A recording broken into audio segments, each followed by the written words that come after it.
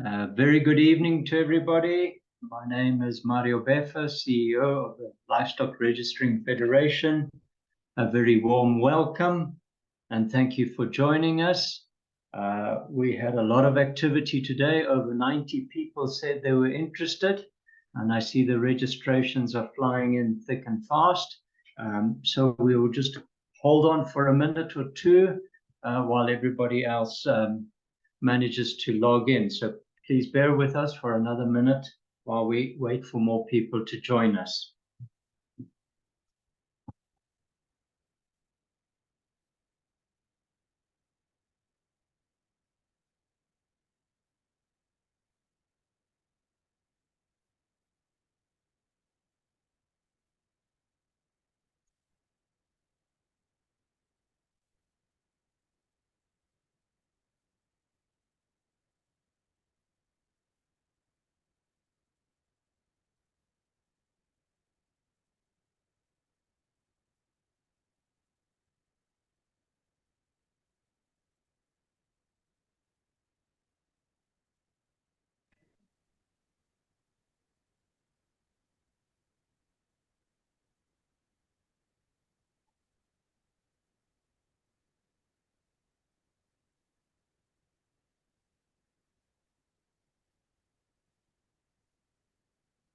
Okay, well then, another warm welcome to everybody. I repeat, my name is Mario Beffa, the CEO of the Livestock Registering Federation. We've had an enormous response to tonight's session. I see many people are still logging in, and I hope they manage to log in timely. So a very brief introduction. Firstly, and my screen has frozen, so please bear with me while I try and unfreeze.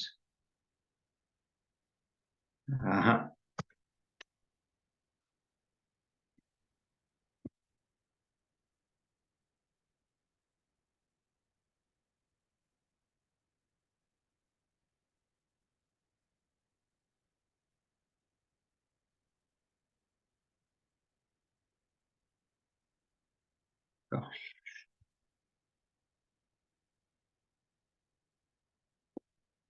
Nizan, can you see my screen? It's freezing up on me. Is it the full screen?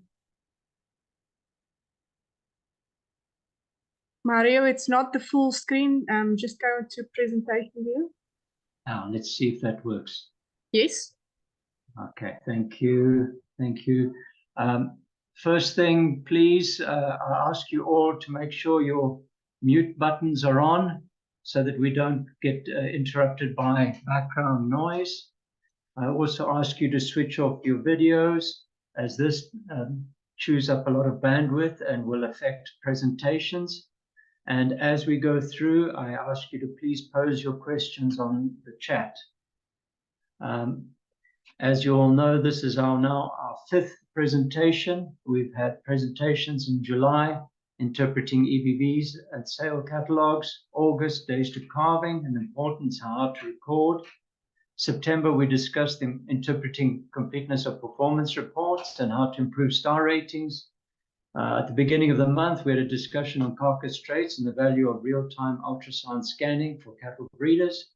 And tonight, I'm really delighted to invite Prof. Costa from the University of Pretoria, who will give us a discussion on the impact and management of inbreeding and genetic conditions in beef cattle, a topic I've been wanting to hear her present. And our final presentation will be on the 6th of December by Professor Kaysen from the University of the Free State, Genomics, Why All the Fuss? To all our new members, a quick brief. The LRF, the Livestock Registering Federation, is a member association made up of a number of stud associations in South Africa: SA Braford, Brahman, Brangus, Wagyu, Limousin, Simbra, Simmentala, and SA Holstein. The Namibian Stud Breeders Association is a member of LRF, bringing all the registering breeds with them. And the Zimbabwe Herd Book provides the registry service for all the stud industries in Zimbabwe. The primary function of the LRF is to assist members implement the world's leading genetic evaluation software to best advantage. So our service provider is ABRI, Agricultural Business Research Institute in Australia, and the choice of software is BreedPlan, and this is the system that we use for all our genetic evaluations for all our member breeds. And without further ado, I really welcome Professor Costa to give her presentation tonight. Thanks very much, Prof, and I do appreciate you taking time. I appreciate this is a very busy time of the year for you, a very busy schedule, and I do appreciate you taking time to join us. Thank you. I'll stop sharing so that you can take over.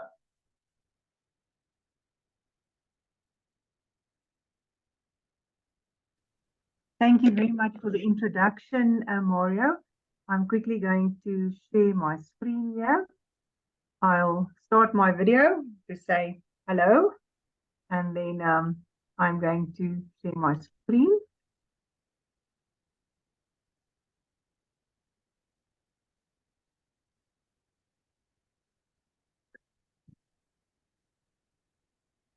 Is it presentation mode on your side? Yes, thank you. Okay, great. Can you all hear me? My laptop audio is not so great, so please alert me if I start fading for one or other weird reason. Thank you very much for this opportunity to discuss with you this very interesting topic. And to a certain extent, when I received the topic, I thought, but I'm preaching to the converted. I'm sure you all know all about this, but I'll try my best to refresh some of the concepts and hopefully contribute something interesting with regard to new technology, also what we can do in terms of the control of inbreeding and managing genetic conditions in beef cattle production. So I would like to discuss with you the concept of inbreeding, how we define it, what all the literature over many years have taught us, to look at the primary course, discuss some of the consequences of inbreeding, and then how we can control and manage it in the traditional way using pedigrees, but also how DNA technology nowadays can assist us in managing inbreeding. So firstly, if we look at the concept of inbreeding, and I'm sure that this is not new to you, but I looked at different textbooks over many years, and the oldest one around here is John F. Lasley, and maybe some of you know the textbook. It's one of the first breeding textbooks that we've been using at the university, and I think I studied with this textbook. And he tells us that a mating system where our progeny are more closely related than the average of the population, then it's inbreeding. So by mating individuals, it's not necessarily, we don't know how much inbreeding, but he says it's only inbreeding when we are mating more closely than the average. So the question then comes, what is the average? So the population geneticist Hartle says mating between relatives is inbreeding, or no doubt about it. And then Falconer goes a little bit further and he says we are mating individuals related to each other by ancestry. And you will see as we go along why I'm giving you these three definitions and why ancestry plays a role. So it's clear that there's a genetic relationship between the individuals, and we want to know what is the degree of the relationship. Are we closely related? Are we further away related? And what will the effect be? The size of the population is going to play a role, and the number of possible ancestors. We have to consider all of these when we discuss inbreeding. And I think that everybody will be aware of the harmful effects of inbreeding. This has been well reported. many scientific research published, especially I think mostly in the dairy industry, where we all know they use a lot of superior sires and their effective population is decreasing almost monthly. But what does inbreeding do? And it has an effect on fertility, general vigor, the survivability of our animals. So the general recommendation would be to avoid inbreeding practices. In some cases, inbreeding is used as a tool for improvement. And I think if we look at development of beef breeds many years ago, there are some examples where specific ancestors were used to develop inbred lines, to develop new breeds. And I think the poultry and the pig industry are probably the best examples where line breeding and inbreeding are used for genetic improvement. Obviously, highly selected lines for intensive production systems and not necessarily something that we are striving for in beef cattle production. But if we look at the literature, overall consensus would be that inbreeding can actually cause more harm than good. We have to distinguish between a mating system and a strategy.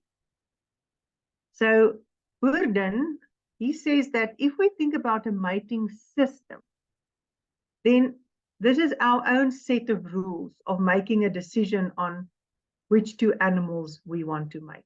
We decide if we're going to mate this specific sire with specific number of cows, and we have specific reasons why we are doing this. But our strategy, that we base on information. So our mating strategy, we can either do this based on performance. We've got EBV values or genomic values. We look at our pedigrees where we can know who is related to whom. And in this strategy, we make use of either straight breeding, all our stud breeds, obviously purebreds, but we also have other strategies that we use, which include random mating, assortative mating, and then we can use inbreeding and outcrossing. Crossbreeding and upgrading and composite development is not part of our discussion today, but these are also mating strategies that we use when we decide which animals we are going to mate. So if we look at the mating systems or mating strategies, random mating is, we always think that random mating is that independent choice of nature. But if I just in a commercial system put a bull to a number of cows, and I don't necessarily have any information available, that's also random mating, which could give me some quite interesting results. We often do positive assortative mating when we mate animals that have similar phenotypes. This is often when we mate best to best.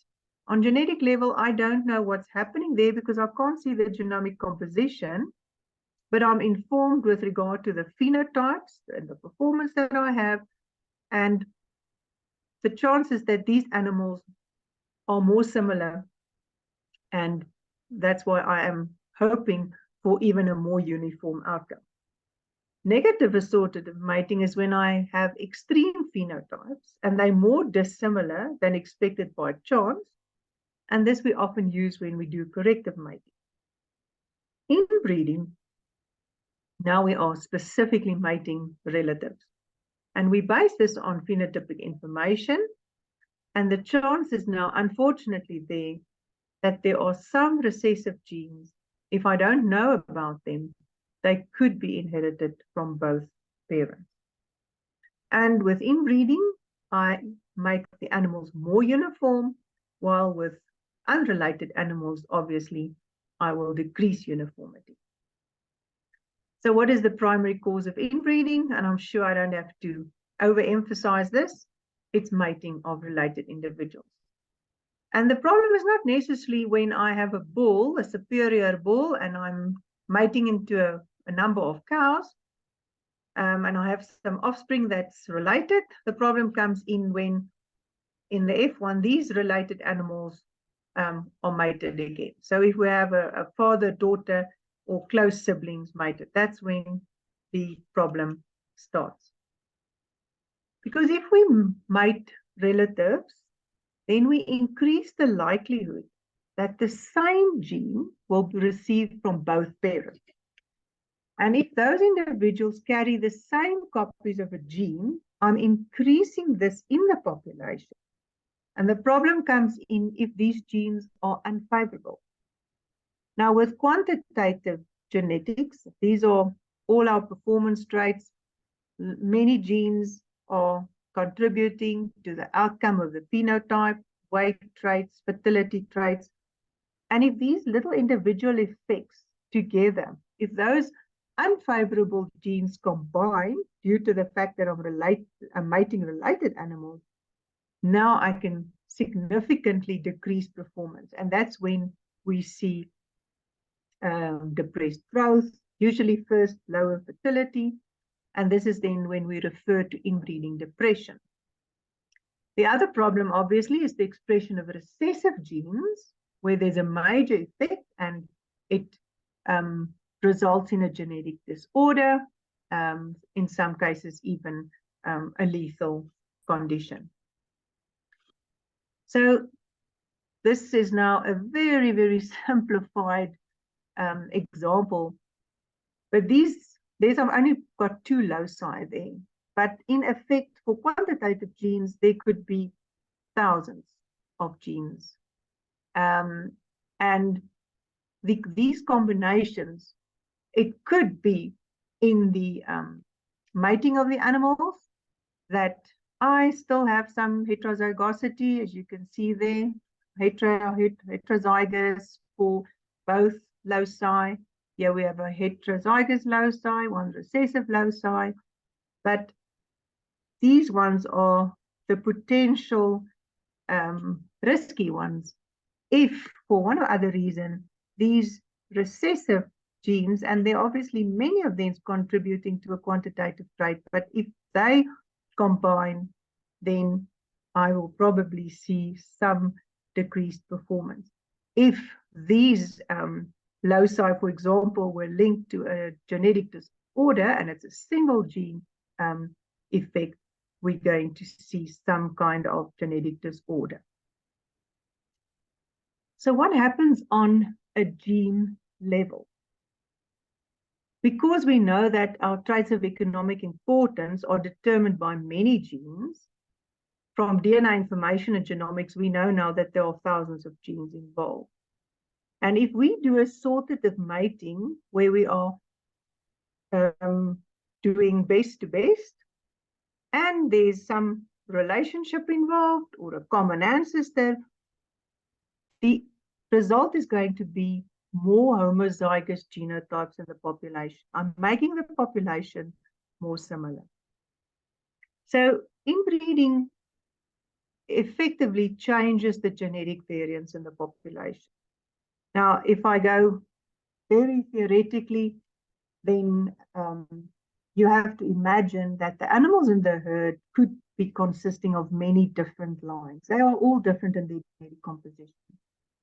And in theory, if there's inbreeding or random drift, which often happens in nature, no control, but in inbreeding, the gene frequencies within the lines will now go toward the extreme. So I have eventually differentiation between some of the lines that drift apart and some of them that become totally homozygous. So I'm going to have these extreme homozygous animals on the extremes. Either we refer to as a 0 or 1, but basically the lines become differentiated. And that's why we also, with inbreeding measures, we use this to differentiate if we do, say, a genetic analysis to see how breeds differentiate, how far apart are they.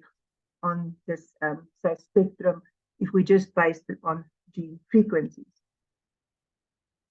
So the general consequence then is that when we inbreed, the genetic variance now is redistributed. Within the line, the variance decrease and my animals become genetically more uniform. If I between the lines, different lines, the variance will increase.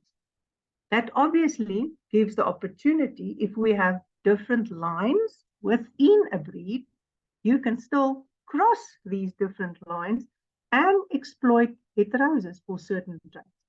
So if you have inbred lines, make sure that there are different lines and that they are far apart so that there's the possibility also of crossing different lines.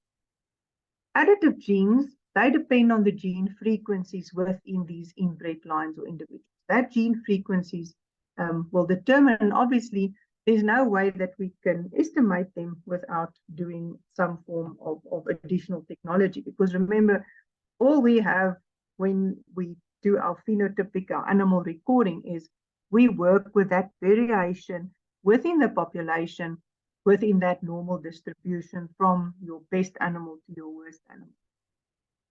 Qualitative inheritance, where we look at single genes, there we have the higher chance for recessive genes, as I already indicated.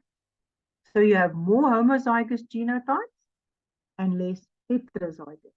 And that reduction in additive, with the reduction in additive variance, then we also can have inbreeding depression.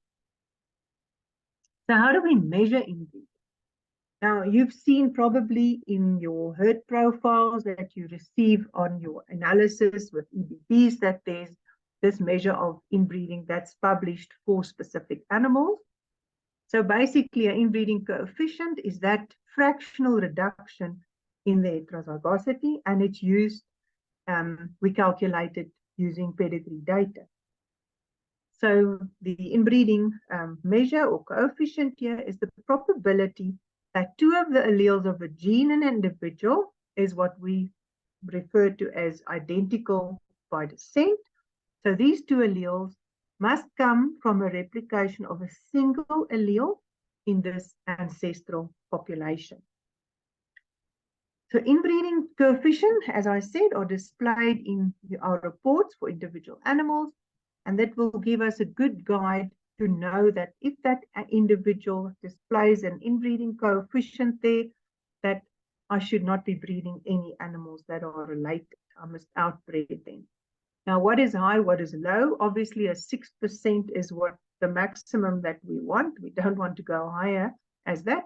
Occasionally, we do have an animal with what we say unfavorable inbreeding coefficient. But if inbreeding is around 0.4, 0.1, you can still manage it. It's not a problem. That one individual in your herd that might have a slightly higher inbreeding coefficient is not really the problem. You need to control the rate of inbreeding. And that's a function of all the characteristics of your foundation animals. So let's say we take the whole breed. What is the genetic pool that we are working with? And so that's the foundation animals or founder animals, and then the subsequent generation. Did my population grow? So, for example, if we have a European breed in South Africa where over time numbers maybe decrease, we're not importing so much, breed popularity went down, and suddenly we have a smaller population. So that population will be more affected than one that is, for example, expanding. We do have effective population size as a measure then, which we can use to dictate, or that measure dictates the rate of inbreeding. So that measure will tell us what is the number of males and females in that population. That is totally unrelated. So that tells us to a certain extent the healthiness of this population in terms of inbreeding. So what happens in practice, usually inbreeding, nobody deliberately inbreeding, except if we have specific programs like chicken people do. But often there's a specific trait selection. And we are selecting on a phenotype, we're selecting for growth or improved mature weight. The example I have here is one of the first examples in Hereford cattle, where they actually had a strong selection for smaller stature at the time in the 1900s, and then they fixed the mutation for dwarfism. And they were able to use pedigrees and trace it back to this specific bull, St. Louis Lad. A more recent example, and I think you might be aware of this, but when the Angus cattle in the US started selecting for superior carcass traits, especially marbling, the recessive genes for curly calf and hydrocephalus was very close to the genes determining marbling. And when they first discovered these calves at birth, luckily at that time, genomics and genetic molecular DNA technology was just picking up, and they were able, with help of pedigrees as well as with DNA, they could trace back this genes to these two bulls, Rito, born in 1979, and then his grandson Precision was used quite a lot, and in that way they could find the problem. Now Beaver in the US, he did quite a lot of research on genetic defects using DNA technology, and at the time in 2009 they said that 10% of the Angus sires were carriers. So if the animal is a carrier of this gene, we won't know it because there's nothing in the phenotype expressed. I've got no dead calves, nothing.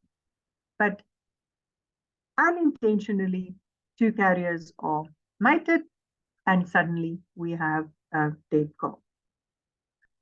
Beaver also did quite a number of, or discovered a number of other defects. He's a Hereford breeder, and he actually also discovered hairlessness, the gene and the position for hairlessness, and also for epilepsy in Hereford cattle.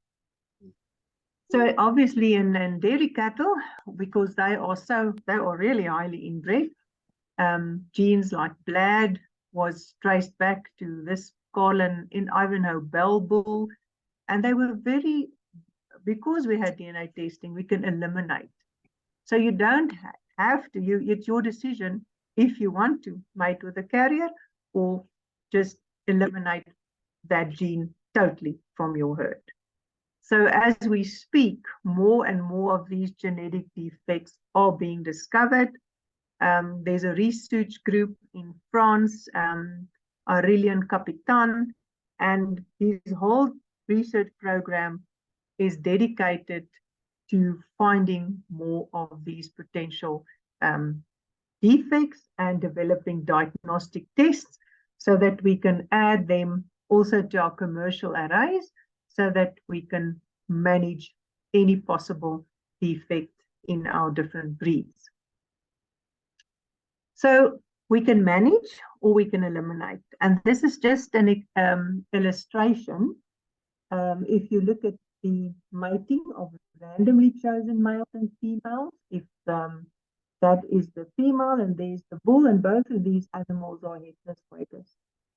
So I will see 3 normal animals and only 1 affected animal. If I mate a carrier to a random chosen females, this carrier bull, again, I don't see too much problems because I still have a relatively high normal, but here you can see my 0.01 affected animals in that group.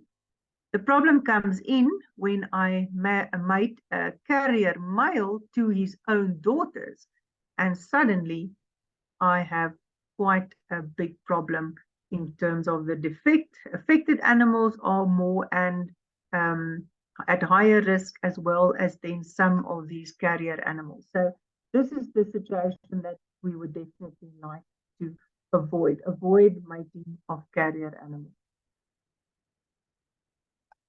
Inbreeding depression is to a certain extent worse than a genetic defect because it affects the additive traits. So if you have a genetic defect and you see an animal with a genetic disorder, you can easily probably trace the problem in your pedigree, do a DNA test, and you can eliminate the problem.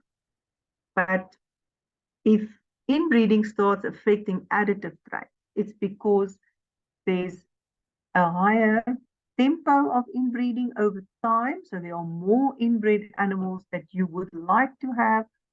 And these will manifest in fetal loss. Suddenly reproduction is lower. It's very difficult to measure because, I mean, we know that fertility is lowly heritable.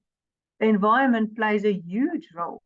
The way we measure, record fertility traits. I mean, there can always be a little doubt.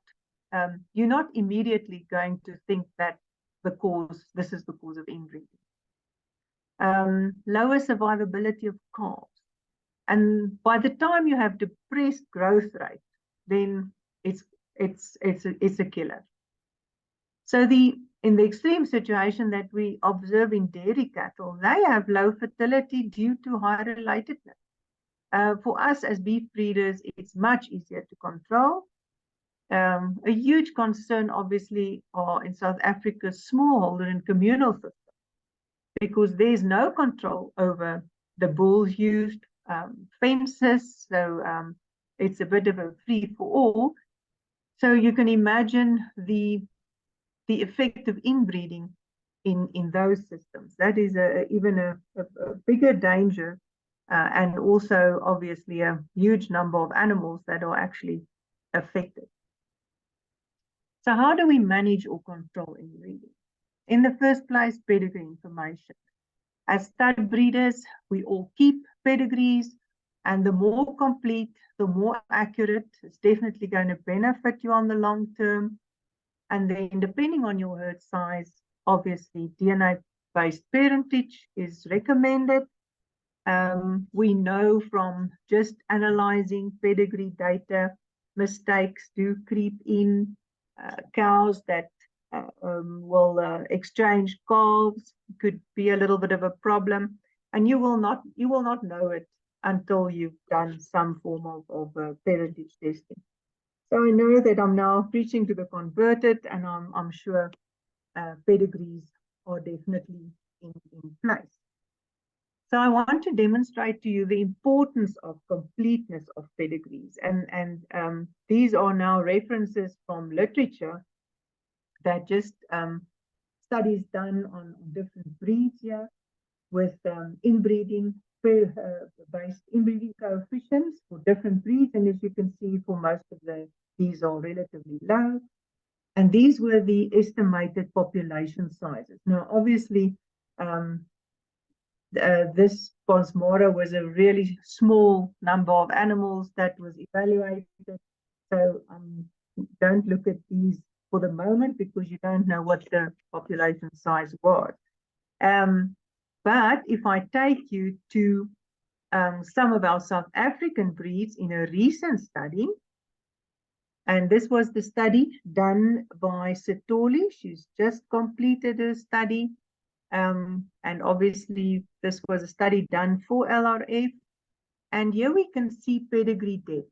And I want to show you the quality and the completeness and the effect thereof when we use this information further along the line for effective population size.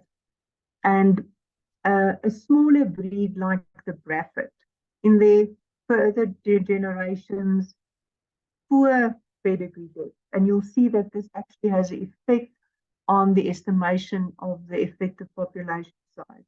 While the other breeds, the pedigree depth is very good here, between 80 and 95%, very little variation, and the Simbra picking up from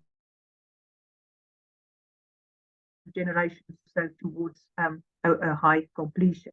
So what is the effect then of that completion? If we do the estimation of the effective population size based on those pedigree data, you will see that this is impossible. This is totally overestimated, and this is due to the poor pedigree depth. While these figures are much more in line in terms of what we see in the total population size. And if I take the same data set and we use the available genomic information, then you'll see that these effective population sizes actually increase. If we look just previous slide there, we had for Simmentaler 223 based on pedigrees. And the moment we add genomic data, we see that the effective population size is actually 360.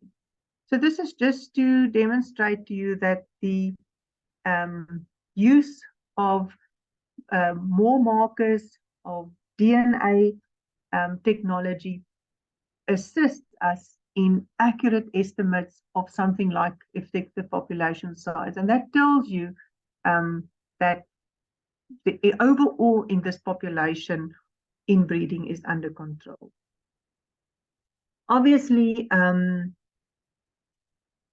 breeders, stud breeders, if you have done line breeding, you can also do outcrossing, mating of unrelated animals, and you can exploit some vigor with specific traits in your herd.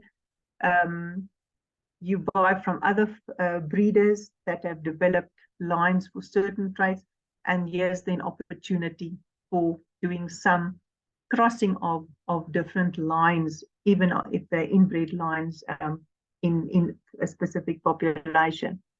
Line breeding, in a particular line, there we have a high relationship with a specific ancestor, or there's a few ancestors. And if the inbreeding is not very high, then we get inbreeding coefficients around 0.125. This is a very slow form of inbreeding and under the control of the breeder. What does DNA technology bring us? As I already mentioned, diagnostic tests. These has become essential tools because you can manage that single locus recessive genetic conditions very well. The cost of that test is minimal in comparison to having a lethal allele in your herd. Van Ehrenam and Drake, they've written a few papers, but in one of the 2012 papers, and this was just after the elimination of both the curly calf and the hydrocephalus in the Angus and USA, and they regard the success of genomics, that this was one of the greatest successes in genomics, and because if they could immediately react and identify carriers and eliminate the problem. So with SNP technology, the defects are identified and they added to the commercial arrays. Now, these are just a few, and we will share the presentation. So these are just to give you an indication of some of the major genes. Obviously, coat color is not lethal, and horn and pole, that's positive. Myostatin, you can decide if it's positive or not, but the fact is you can manage this. And then there are some other syndromes that are obviously not, that you don't want. Some of these relate to Wagyu cattle, a number of them, and they're all available on chips, on the SNP chips. And there's also a few of the others, hairlessness, corn calf syndrome, number of these in different breeds, but you can test for. We have learned quite a lot from dairy cattle due to the use of the superior sires. We know that their degree of inbreeding was already between 3 and 6% in the 70s due to their high use of AI, and of course the breeding objective that was very singly focused on yield. But what is interesting to note is that in a recent article, it was again stressed that the every 1% inbreeding resulted in a decrease of 1.37% in fitness. Now, one will think, oh, maybe that's so little, but it actually comes relatively, if you're going to work it out in terms of production, it has an effect. What is more disturbing, obviously, is the increase in the increase in stillbirth. And if you start putting all these together, it has quite an effect. So the value of genomic info to control inbreeding, I don't think we can underemphasize this. In this work as well, what they did is they looked at regression coefficients of inbreeding depression for production traits and conformation. And they said for each 1% inbreeding, they estimated the effect. And they did this using genomics, and they did it using just pedigree information. And this is just to illustrate to you that genomic information provides much more information and gave a much more accurate estimation of the effect of inbreeding in the specific for dairy cattle. Now we are not fortunate to have these type of figures for beef cattle, but I think we can learn and avoid the risks that is expressed in dairy cattle. So for future management, DNA parentage, obviously accurate pedigrees for accurate inbreeding, accurate breeding values, they link up and go together. And then if we think about routine genotyping, I know that most of the breeds are moving towards using genomic information for GBVs. The cost of parentage at the moment versus a genotypic profile is almost, I would say, if you pay 400 Rand for a parentage, or I'm not sure, I'm under correction, Izan might be able to help us here, but with our local laboratories, between 400 and 500 for a slip parentage, then you might as well pay 800 Rand for the genomic profile, and then you have all the information available for genomic EBV. So this obviously needs some consideration and will vary between breeds and also individual breeders. It remains your choice and what if the cost is worth it. So with new research, we've done a lot of genomic diversity studies here in South Africa among different researchers and research groups. And obviously we have a lot of information from international groups as well. But there's clearly enough evidence that if we have genomic information, we can estimate inbreeding and effective population size much more accurately. What is very interesting and not, I would say, usable at the moment, but this is definitely going to come, is that we are, through more genotypes and having access to more DNA data, also whole genome sequencing data, the aim is to identify genomic regions that are associated with defective alleles. This is done by making use of genome-wide association studies, looking at runs of homozygosity. Now, these are regions in the genome that are similar. And we see that these segments are inherited over time, and we find selection signatures then. And this is when that specific region that is very similar, once they become fixed, they can give us more information in terms of what is happening in our breeds in terms of genetic variation. Now, also interesting that if we had the genomic information of every single animal, because of the huge diversity in terms of genomic regions, it could be possible that two related animals, in terms of their pedigree, is on genomic level not as related as we expect them to be. But as Professor Donna Berry in one of his lectures indicated to us, he said, actually, we could inbreed. You could breed two related animals, but if you don't have the genomic information available, it's not advisable. So just in conclusion, avoid inbreeding because the long-term results are definitely not favorable. Strive for accurate, complete pedigrees. Make use of DNA parentage testing. Use the bulls that are tested. If you purchase a bull at an auction, make sure that these bulls are actually, if there's specific genetic defects that are associated with the breed, make sure that the breed society actually tests for these, and they must be published in the catalog. I want to know if the animal is a carrier or not.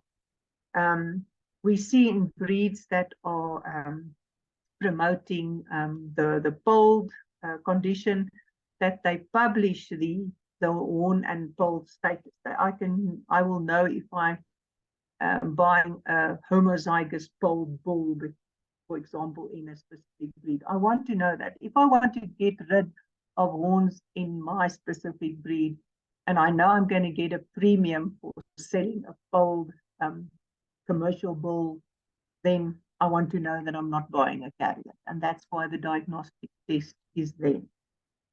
Now, the question is inbreeding only and always bad? The softer version of inbreeding is line breeding. And there are tools available to manage this. And that's where snip markers are essential for accurate tracing. Thank you very much for your attention, and I'm welcome to ask some questions. Thank you very much. Wow, thank you very much, Prof, for a very complete and comprehensive presentation. Excellent, thank you very much.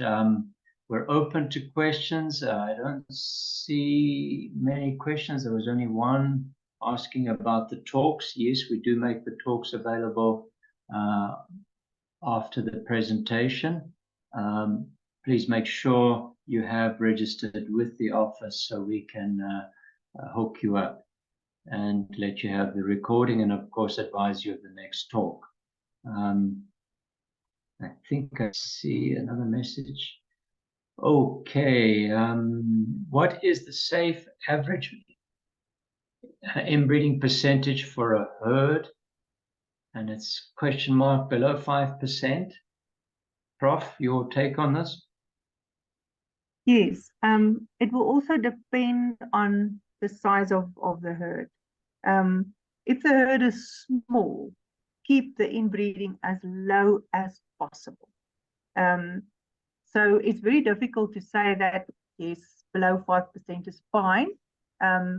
But you don't want, if you have 50 animals, all 50 animals have inbreed coefficients of between 3 and 5%.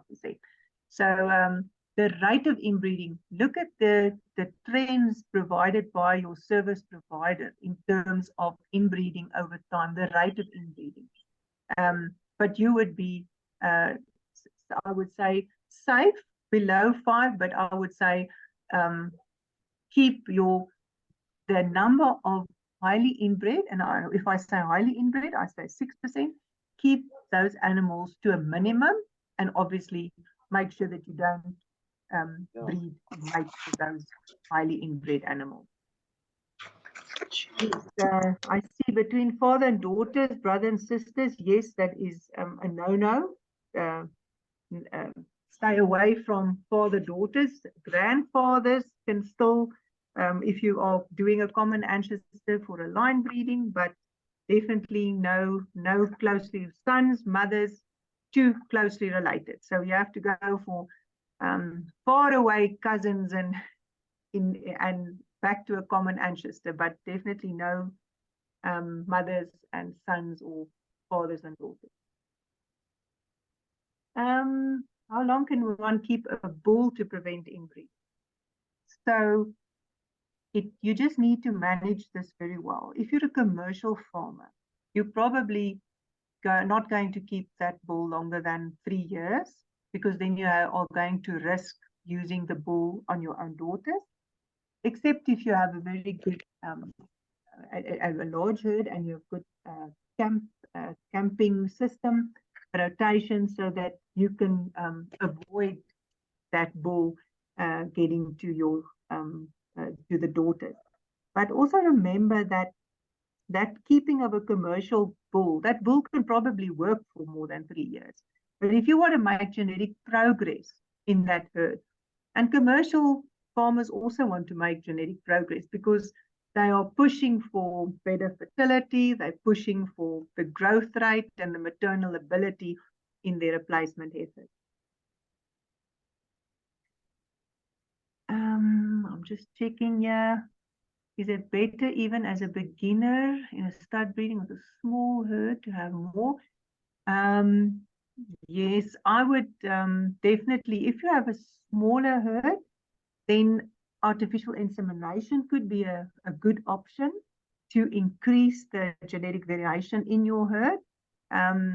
Instead of then having to buy more than one very expensive bull for a small herd, say I'm thinking now small herd, 50 cows, then artificial insemination could be a good option to avoid inbreeding and increase your genetic variation.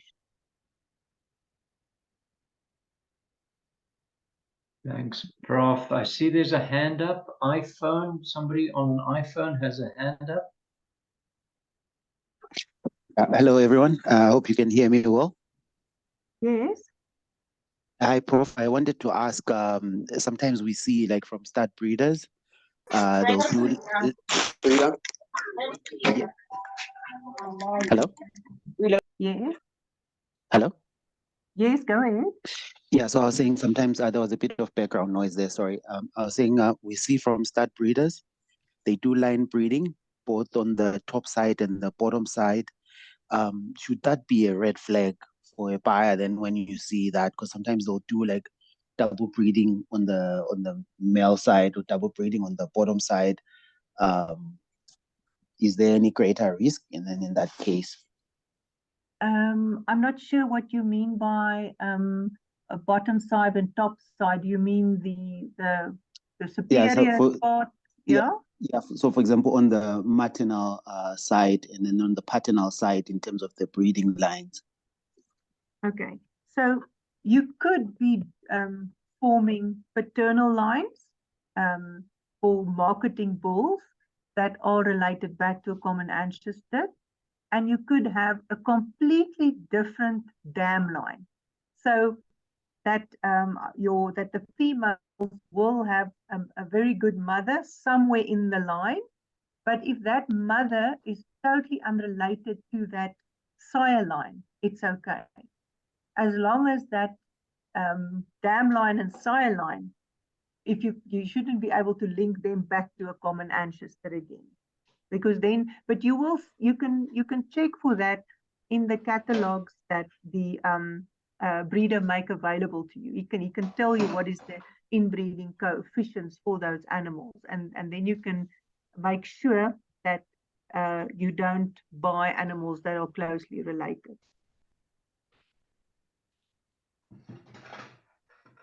Thanks, Prof. I see another question. There's a question from a Boran breeder. When are we going to present something on Borans?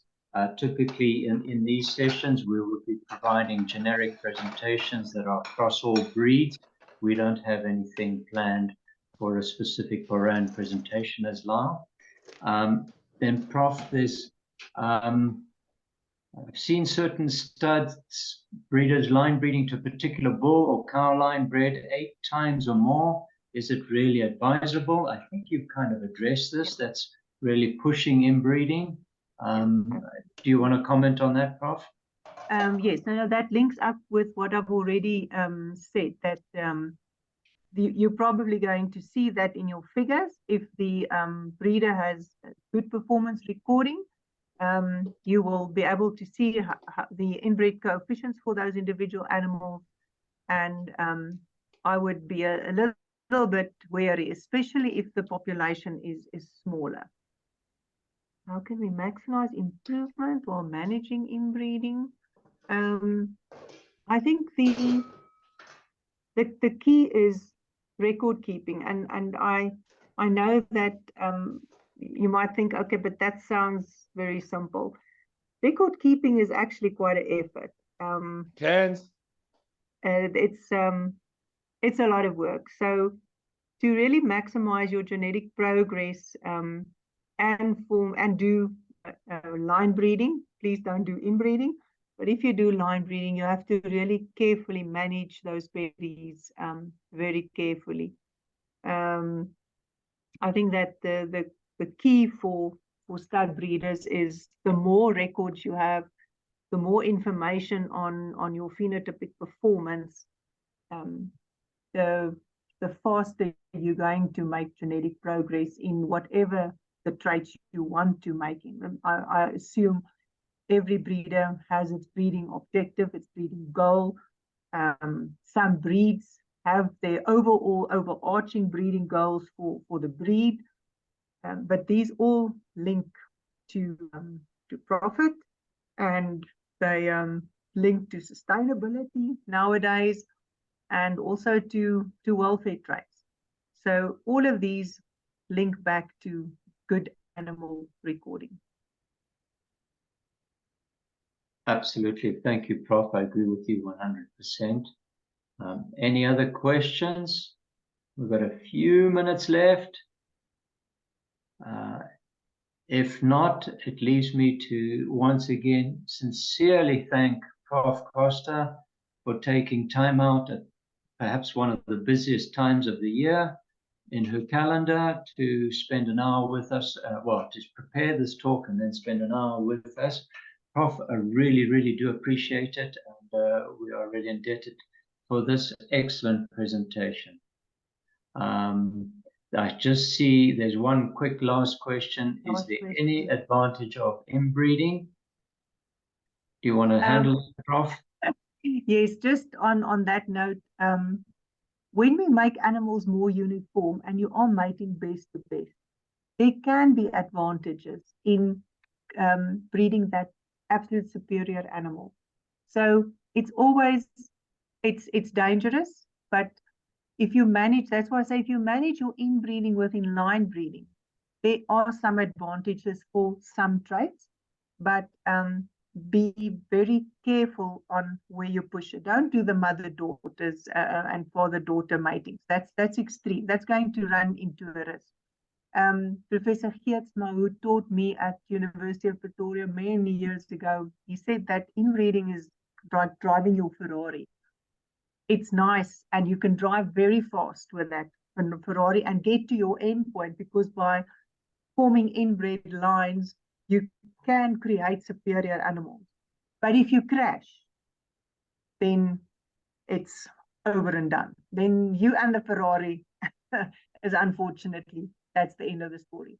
So that's why inbreeding must be managed carefully, and a softer form in terms of doing line breeding with a common ancestor is always the safe way to go.